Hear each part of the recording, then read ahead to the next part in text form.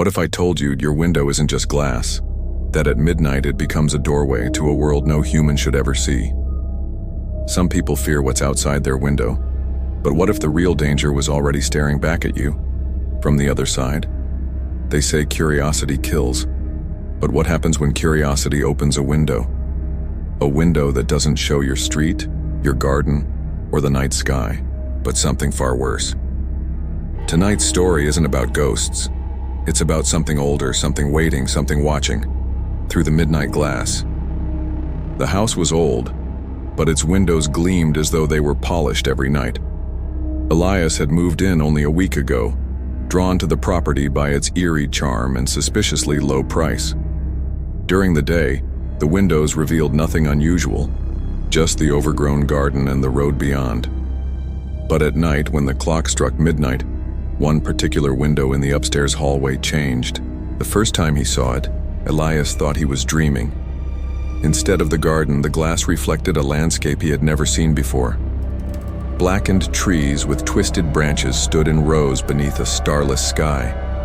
The earth looked scorched, as though fire had consumed it centuries ago. In the distance, towers of jagged stone rose like teeth from the ground. Elias rubbed his eyes, but the vision did not vanish. He stepped closer, his breath fogging the glass.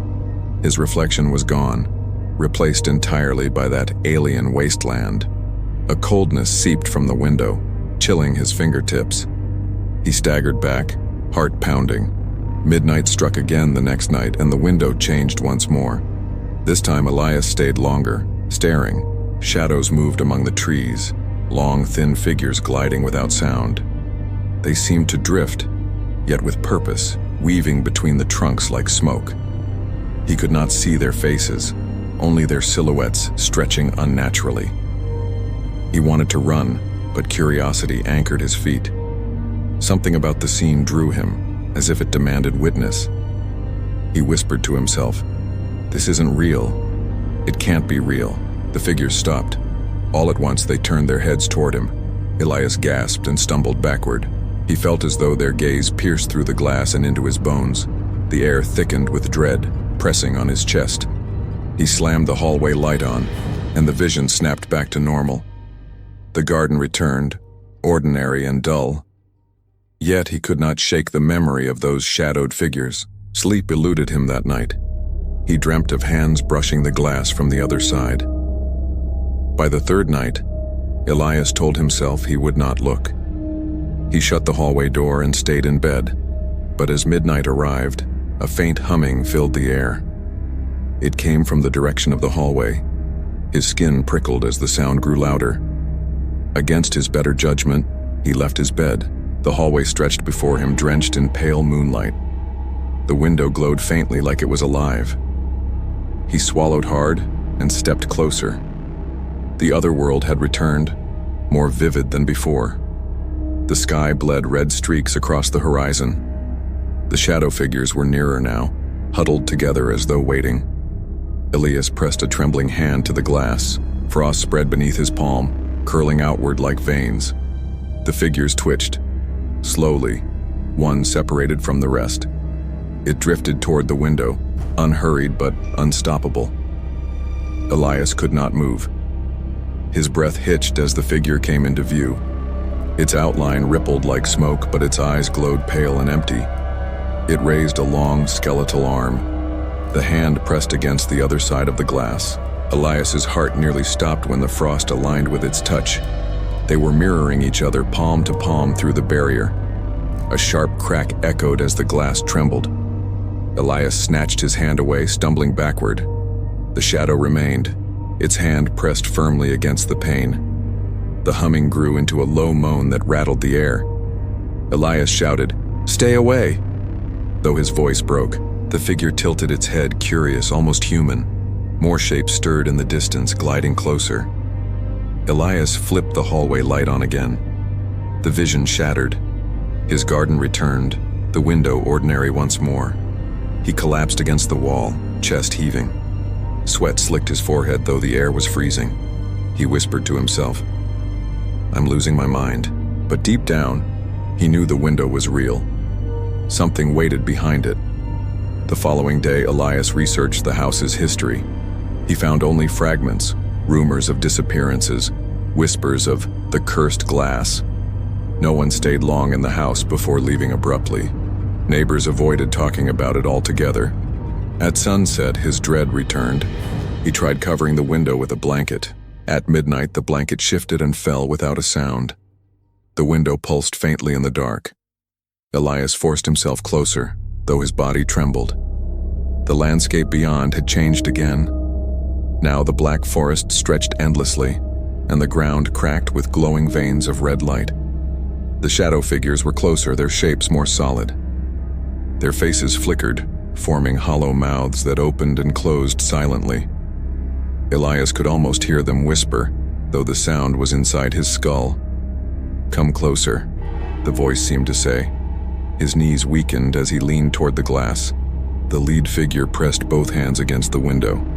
The pane shuddered violently, spiderweb cracks forming across its surface. Elias stumbled back, panic surging. He wanted to run, but his legs wouldn't obey. The figure's pale eyes burned brighter. The cracks spread like lightning. Elias screamed, "Stop!" And then, as the clock struck 1, the window went dark. Only his reflection stared back at him, pale and terrified. Elias did not sleep after that night. Every creak of the house sounded like footsteps approaching the hallway. He avoided the window during the day, but its presence gnawed at his thoughts. It felt alive, as though it were waiting for him. The memory of those pale eyes haunted him. He told himself it was a hallucination, but deep down, he knew the truth. The glass was not ordinary. It was a boundary, thin, fragile, and weakening. The next midnight, Elias tried to leave the house, but when he reached the front door, the lock jammed tight. No matter how hard he twisted the key, the door would not open. The air in the house grew colder, sharper, like invisible claws raked across his skin. He realized then, the house would not let him leave. The humming returned, low and rhythmic, vibrating through the walls. His chest tightened as he turned toward the hallway. The glow seeped beneath the door, spilling pale light into the room. Elias staggered forward, powerless to resist. He opened the hallway door and the window awaited him. The cracks from the night before still marred its surface. Beyond the glass, the other world swirled with red mist. The shadow figures stood closer than ever, their bodies sharper, their mouths open wide. They whispered in unison, though no sound touched the air. The words erupted inside his mind. "Join us." Elias clutched his head, screaming. He pressed his palms to his ears, but the voices burrowed deeper. His vision blurred, but he could not look away. The lead figure stepped forward, its hands against the glass. The cracks widened with a sharp snap. Elias backed away, but the hallway stretched unnaturally long. No matter how far he moved, he remained before the window. The figure's face rippled. Its shape shifted into something Elias recognized. His own face. His reflection in the other world smiled, though its eyes were hollow and black. "That's not me," Elias whispered, trembling. The figure tilted its head, imitating him perfectly. Every twitch, every breath, mirrored. It lifted its hands, pressing harder against the glass. The pane groaned, fissures spreading like veins of ice. Elias shouted, "Stay in there!" But the figure only grinned wider. More shadows gathered behind it, their bodies writhing like smoke. They leaned close, eager, as if urging the reflection forward. The glass split with a deafening crack. A thin line of cold air hissed through. Elias stumbled back, clutching his arms against the sudden chill. The reflection opened its mouth. A sound like grinding stone filled the air. Elias collapsed, hands over his ears. He screamed, but no one heard. The window split further, jagged shards trembling in their frame. One piece snapped free and clattered to the floor, still showing the other world in its surface. Elias stared at the shard, horrified. The world inside the glass was spreading. He scrambled to his feet, searching for something heavy. He seized a chair and hurled it at the window. The chair shattered, but the glass remained. Worse, the cracks expanded wider, faster. The reflection pressed half its face through, skin like melted wax stretching through the barrier. Elias screamed, backing away. The thing's eye gleamed black as tar, its mouth opened wider than humanly possible. "Let me out," it croaked, though its lips never moved. The shadows behind it surged forward, pressing against the barrier. Elias turned and ran, but the house shifted around him. Every hallway bent back toward the window. No door would open, no escape presented itself. He fell to his knees, sobbing. The reflection's arm burst through the glass, long and skeletal. Its fingers clawed at the air, reaching for him. The humming became a roar, shaking the walls. Dust rained from the ceiling as the other world bled into his own. The red mist poured through the cracks, filling the hallway.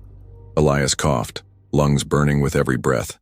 His vision swam in the crimson haze. The reflection dragged more of itself through, shoulders dislocating unnaturally as it squeezed. Its grin split ear to ear, revealing rows of jagged teeth. Elias crawled backward, but the hallway had shrunk. There was nowhere left to run. The reflection rose to its full height, towering over him. It was him, but twisted, hollow, monstrous.